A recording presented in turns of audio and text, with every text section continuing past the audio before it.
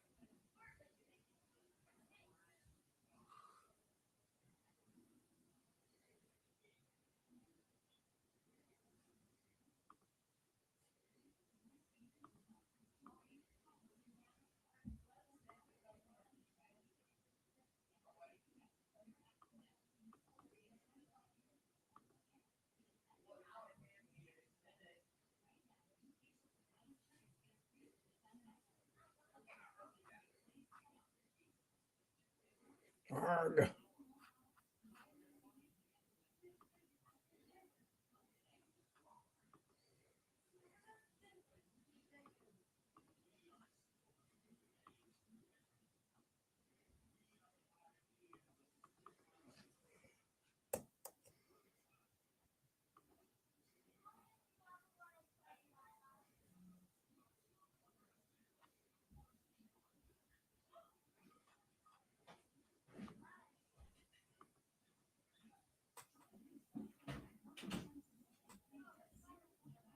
Okay. Check. Looking at my sound this time. What a dork.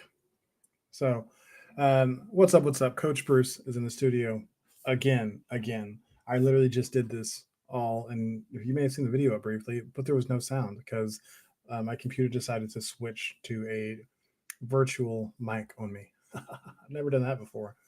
Every time it's something new. You think you've got everything good. All right. Still didn't go live on Facebook. Now I'm live on Facebook. Now we're live. Finally, we're live on Facebook. Let's do it. All right. Christmas Day. It's going to be super brief because I just did this once and my microphone was not on correctly. So we're going to do this real quick. ADHD bingo, getting in, getting out, less than 10 minutes because I want to go spend the time with my family because it's Christmas Day. All right.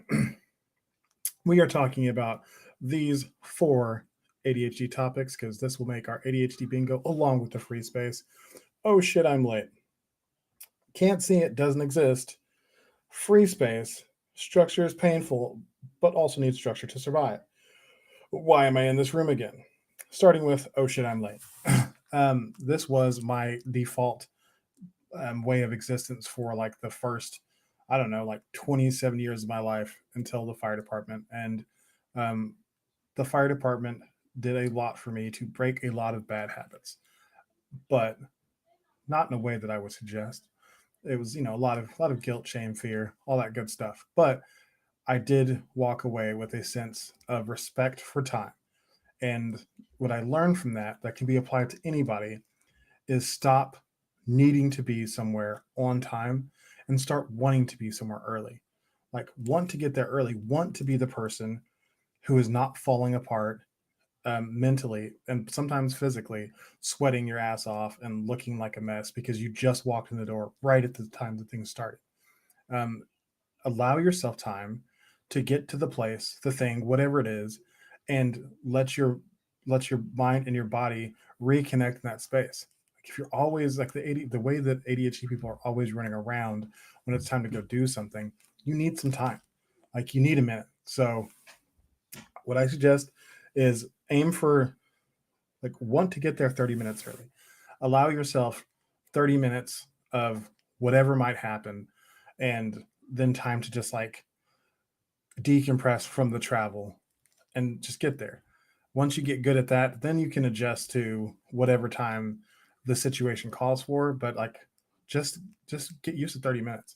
I started with an hour because the fire department had everybody show up to everything for an hour during your rookie year. And um, as much as I always thought that I maintained that was ridiculous, I learned respect for time, and I learned how to just be there early and how to be okay with that. And from there, I was able to take that respect for time and then apply it to regular life and, just being places early much more often. Wasn't always that way, but I'm always the person who's waiting on people at meetings now. And I'm okay with that. Like if somebody's running behind, I'm not pissed off that I got there early. I'm happy that I am I am prepared. Like it's about me. It's not about them. It's about me being prepared for the meeting, for the event, for whatever. Like you can always enjoy something more if you are not rushing around. You're not still preparing to get there whenever you get there. So yeah, just start trying to be earlier. Want to be earlier. Like change that from a need to a want. Like I want to be earlier, and then it'll be much easier for you to do. Um, Two, if I can't see it, it doesn't exist. This has been something that my wife and I have struggled with because I can definitely um, get tunnel vision whenever I'm working on something, especially whenever I was actually leaving the house to go to work. Um, I was I'd get to work and I'd start working on something, and then my wife wouldn't hear from me again until I walked through the door that night, and that was like most days. I would say like 90% of the time, like I left in the morning and didn't speak to her again until I got home, and I don't feel like that was fair. Um, but it was really hard for me to check out of whatever I was doing to check in with my family life. It was hard for me to switch back and forth like that. But why I've found it's important for me to be able to have that switch is because whenever I get that tunnel vision and I'm working so hard that I forget that my wife and my family exist, then it's much easier for me to get distracted by things that aren't respectful of my wife and family. So now I make it a point to just try to um, get up every now and then and just pop out of the room and just give my wife a kiss or just say hi. Or of course it's much easier because I work from home, but if I didn't, I would still try to take that time to send a text message, maybe do a quick phone call over lunch, just check in so I feel more present in my outside of work life. I think it's much more important than I ever realized, and now I try to treat it as such. So I suggest you do that as well, so you don't get to where I was. You don't have those dangerous things coming in your face and threatening your existence. So free space. Structure is painful. Also, need structure to survive. Um, as I just said, the fire department, it broke me of a lot of bad habits. It also, it did provide some things for me that I really appreciate. Like, I understand the need for structure much more now than I ever had before. Um, I'd very much been the kind of person who just kind of freewheeled it and run it and gunned it and kind of did things my own way. Like I still am that person, but I understand how beneficial being part of something bigger than yourself can be and how much power that holds. Do I think it holds a whole lot of creativity? Not necessarily.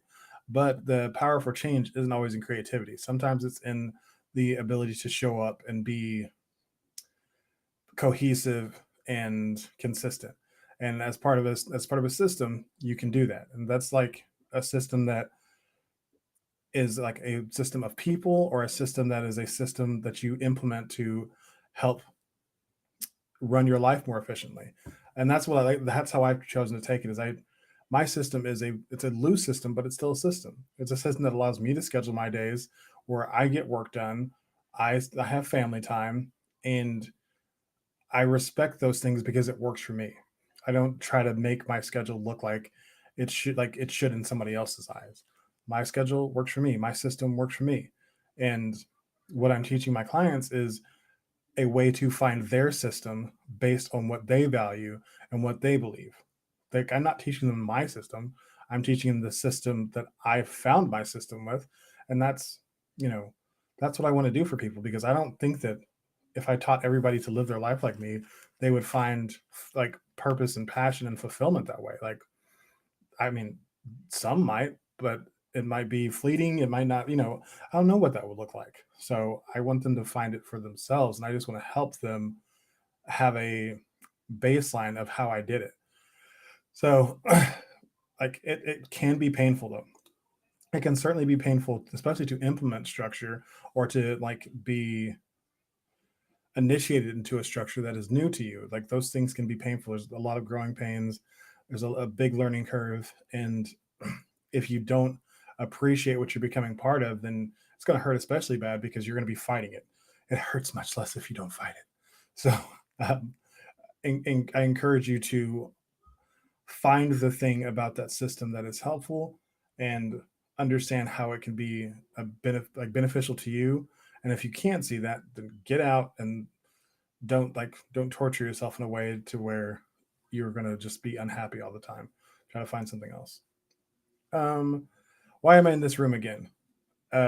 Whenever I recorded this the first time with no sound, I said I don't know how to solve this problem.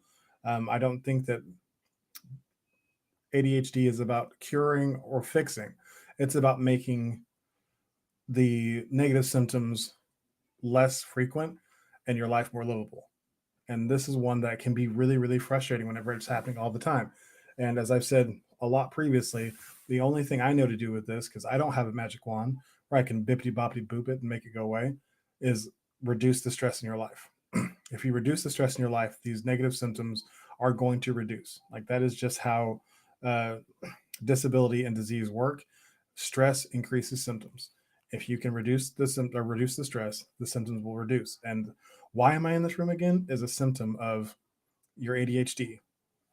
And if you're doing it a lot and you don't usually do it a lot, it's because you have some unchecked stress. So figure out a way to reduce some of that stress, and the symptoms will be less of a cause of that stress. Anyways, that's it for today because it's Christmas Day and I want to get back to my family. Wanted to keep it under 10 minutes and we are right there. So, um, package is coming. Check out my website, AuthenticIdentityManagement.com, if you want to check out my free resources. I will be back tomorrow with one more day of ADHD Bingo. Be yourself, love yourself. Happy Christmas, all.